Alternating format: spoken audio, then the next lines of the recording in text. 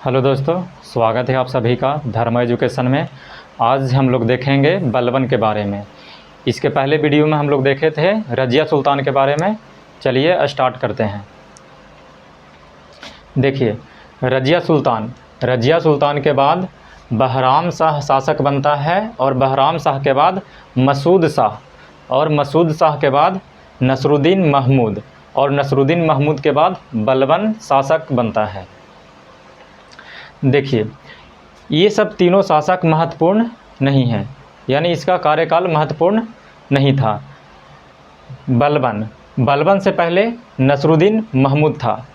नसरुद्दीन महमूद बलबन के दामाद था और बलबन ने ही इसे जहर देकर मार दिया था, समझे। और जहर देकर मारने के बाद यह शासक के रूप में गद्दी पर बैठ गया। देखिए, कुछ महत्वपूर्ण पॉइंट देख लेते हैं बलबन के बारे में, उसके बाद डिटेल से देखेंगे आगे हम लोग। देखिए, मूल नाम, बलबन का मूल नाम बहाउद्दीन था। बलबन का मूल नाम क्या था? बहाउद्दीन। क्या था? बहाउद्दीन था। यह अफरासिया वंश के था। कौन सा वंश? अफरासिया वंश के था। इल्तुतमिश ने इसे मंगोलों से खरीदा था, यानी ये भी एक दास था। उसके बाद आगे देखिए, नसरुद्दीन महमूद बलबन के दामाद था। उसके बाद आगे, रज़िया के काल में अमीर शिकार पद पर नियुक्त था। उसके बाद नसरुद्दीन महमूद के समय नायब मुमलिकात पद पर आसीन था, यानी शासक बनने से पहले ये कई महत्वपूर्ण पदों पर आसीन रह चुका था और इसके पास काफ़ी ज़्यादा ज्ञान था। कई युद्धों में इसने अपना परिचय दे चुका था। आगे देखिए, इसने दरबारियों के लिए ड्रेस कोड लागू किया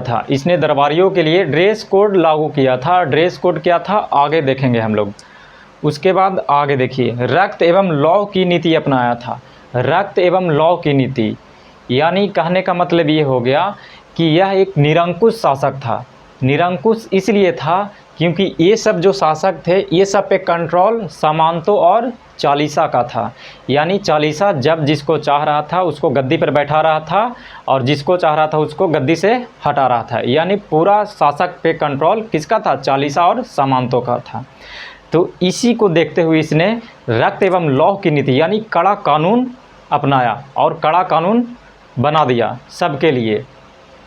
और यह कानून इसका व्यक्तिगत रूप से बनाया हुआ था। अब देखिए, आगे कुछ महत्वपूर्ण बिंदु देखते हैं। गयासुद्दीन बलबन। बलबन का राजनैतिक जीवन का शुरुआत 1232 में इल्तुतमिश के दास के रूप में होता है।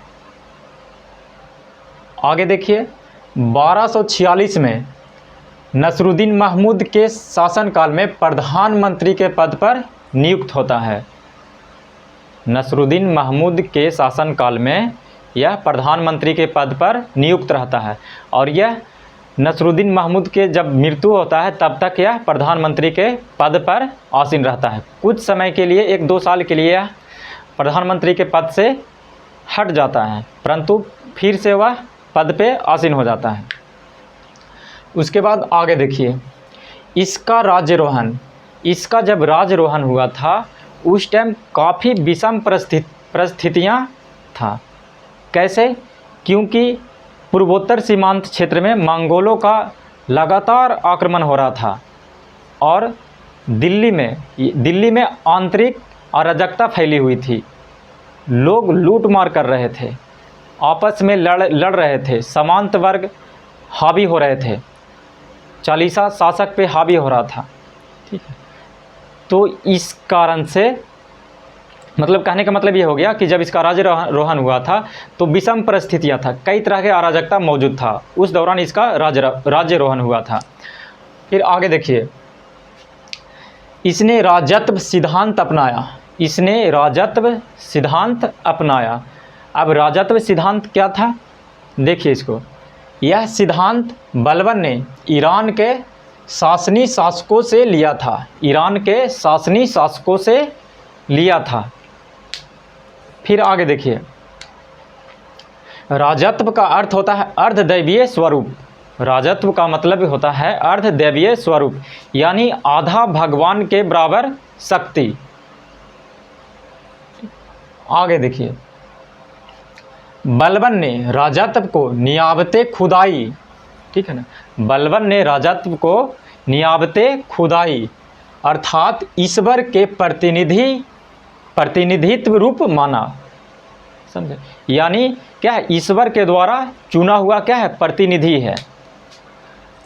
और अपने लिए जिल्ले इलाह अर्थात ईश्वर के छाया शब्द का प्रयोग किया। जिल्ले इलाह, इसका अर्थ हुआ ईश्वर का छाया, यानी ईश्वर के एक रूप में यह शासक बना है।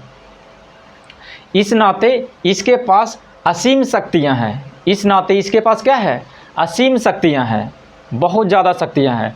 और ये ईश्वर के रूप में है, तो इसके खिलाफ या फिर इसके अगेंस्ट कोई भी नहीं जा सकता है। आगे देखिए, फिर इसने दरबार में संस्कार और आचरण में महत्वपूर्ण परिवर्तन किया। संस्कार और आचरण में महत्वपूर्ण परिवर्तन किया। ठीक, इसमें कौन कौन सा परिवर्तन किया? सिजदा और पाबोस। सिजदा और पाबोस। सिजदा क्या था? सिजदा, इसके अंतर्गत सभी सामंत को बलबन के सामने माथा टेकना था। यानी जब सामंत लोग दरबार में इकट्ठा होते थे तो बलबन के सामने सारे लोग माथा टेकते थे। ठीक है, उसके बाद देखिए पाबोस। पाबोस का अर्थ हुआ उसके पैर को चूमना। पाबोस का अर्थ क्या हुआ? बलबन के पैर को चूमना। सिजदा और पाबोस, ठीक, यह प्रथा अपनाया था। और इसने भी एक ड्रेस कोड भी लागू किया था। इसने ड्रेस कोड भी लागू किया था। ड्रेस कोड लागू किया था। देखिए, दरबार में सामंतों को बातचीत, हंसी मजाक, कीमती या भड़कीले वस्त्र आदि पर प्रतिबंध लगा दिया।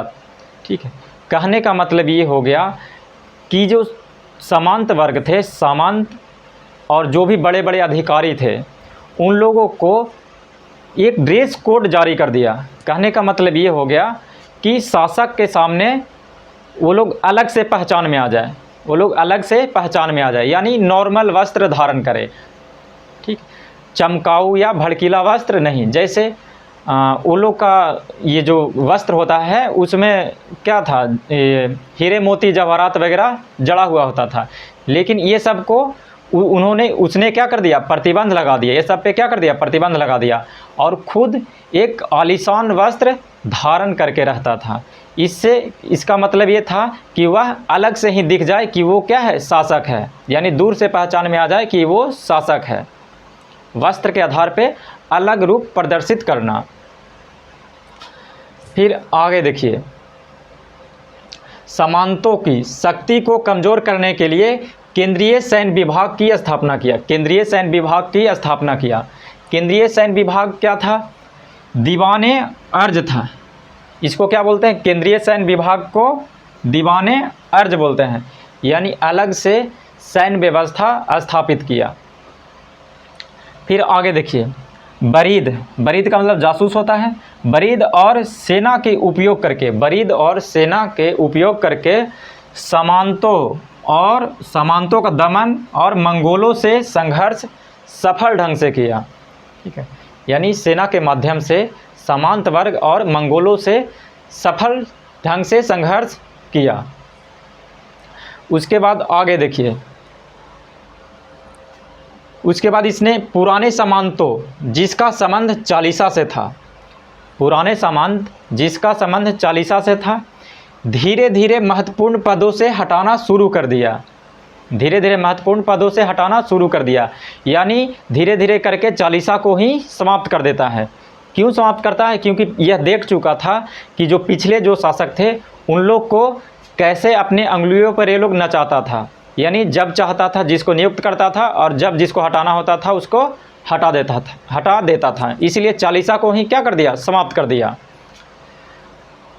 आगे देखिए 1279 में बंगाल के गवर्नर 1279 में बंगाल के गवर्नर 1279 में बंगाल के गवर्नर तुगरील बेग ने विद्रोह कर दिया। बंगाल में क्या कर दिया? विद्रोह कर दिया और लखनौती का स्वतंत्र सुल्तान घोषित कर देता है। लखनौती का स्वतंत्र सुल्तान घोषित कर देता है। ठीक, परंतु बलबन को पता चलता है तो यह सेना को भेजता है और सेना को भेजता है, पर सेना यहाँ पे तुगरील बेग से पराजित हो जाता है और पराजित होकर पुनः दिल्ली लौटता है। तो ये बलबन क्या करता है, ये मतलब जितने भी सेना थे वो लोग को मृत्यु दंड दे देता है। उसके बाद खुद बलबन वहाँ का अभियान करता है, लखनौती का अभियान करता है और इसको फिर तुगरील बेग को मृत्यु दंड दे देता है।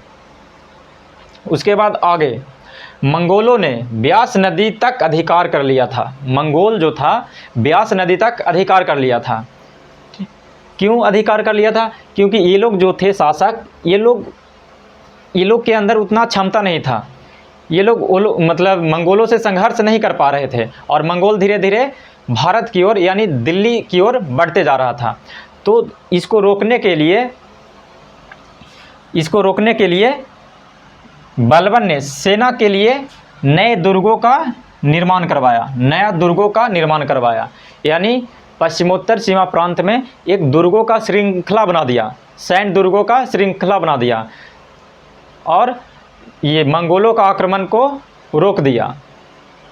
फिर आगे देखिए अमीर खुसरो एवं अमीर हसन इसके दरबारी कवि थे। इसको याद रखिएगा ध्यान से, अमीर खुसरो और अमीर हसन इसके दरबारी कवि थे। बस आज के लिए इतना ही, फिर मिलेंगे नेक्स्ट वीडियो में। धन्यवाद।